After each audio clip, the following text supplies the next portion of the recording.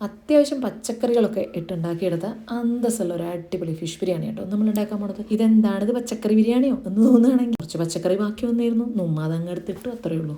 അല്ലെങ്കിൽ ചില നിയമങ്ങളൊക്കെ പൊളിച്ചെഴുതിയാൽ നമുക്ക് നല്ല നല്ല റെസിപ്പീസ് പുറത്തോട്ട് വരുള്ളൂ കേട്ടോ. അപ്പോൾ നല്ല നെയ്മീൻ കിട്ടിയിട്ടുണ്ട് കേട്ടോ. അപ്പോൾ അത് ക്യൂബായിട്ട് ചേട്ടൻ വെട്ടി തന്നുകൊണ്ട് നമുക്ക് ക്യൂബായിട്ട് ഇങ്ങനെ വറുത്തെടുക്കാനായിട്ട് പറ്റി.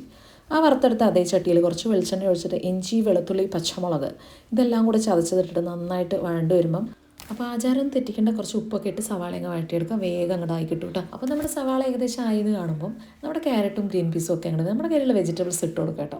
കുറച്ച് മസാലകൾ മഞ്ഞൾപ്പൊടി, മുളക് പൊടി, മല്ലിപ്പൊടി, ഗരം മസാല ഒക്കെ ഇട്ട് ഒന്ന് വഴറ്റിയെടുക്കുക. തേങ്ങാപ്പാൽ ഒഴിച്ചു കൊടുത്തിട്ട് നന്നായിട്ടൊന്ന് തിള വരുന്ന സമയത്ത് നമ്മൾ ഫ്രൈ ചെയ്ത് വെച്ചിട്ടുള്ള നമ്മുടെ മീൻ കഷ്ണങ്ങൾ ഇട്ട് കൊടുക്കാം. ഇനി കുറച്ച് ഹരിതാപയും പച്ചപ്പൊക്കെ ആവട്ടെ, മല്ലിയിലയും പുതിനയിലൊക്കെ അങ്ങ് വെതറിക്കോളൂ. ഇനി നമുക്ക് ഇതുപോലെ ദമ്മിട്ടെടുക്കാം. മുക്കാൽ ഭാഗം വേവെത്തിയ നമ്മുടെ റൈസിലേക്ക് നമ്മുടെ മസാലയും നെയ്യും എല്ലാം കൂടെ അങ്ങ് വെച്ച് കൊടുത്ത് നമുക്ക് നന്നായിട്ട് അങ്ങ് ദമ്മിട്ടെടുക്കാം. പിന്നീട് ഒരു 30-40 മിനിറ്റ് കഴിഞ്ഞ് കഴിക്കാൻ നേരത്താണ് നമ്മളിത് തുറക്കുന്നത് കേട്ടോ. ഞാൻ ഉണ്ടാക്കിയോണ്ട് പറയില്ല കേട്ടോ, ഇത് സംഭവം കിടും. ഇതിനകത്ത് ആ ഒരു ഗ്രീൻ പീസും ക്യാരറ്റൊക്കെ എൻ്റെ ഇടയ്ക്ക് ഇങ്ങനെ കടിക്കാൻ കിട്ടുന്നതേ ഒരു രസമാണ് കേട്ടോ. അപ്പം നമുക്ക് ഇന്നിപ്പോൾ ഒരു വെജിറ്റബിളും ഞാൻ കഴിച്ചില്ലല്ലോ എന്നുള്ള ഒരു കുറ്റബോധം ഉണ്ടായിരിക്കില്ല. നല്ല അടിപൊളി ഫിഷ് ബിരിയാണി കഴിക്കാം.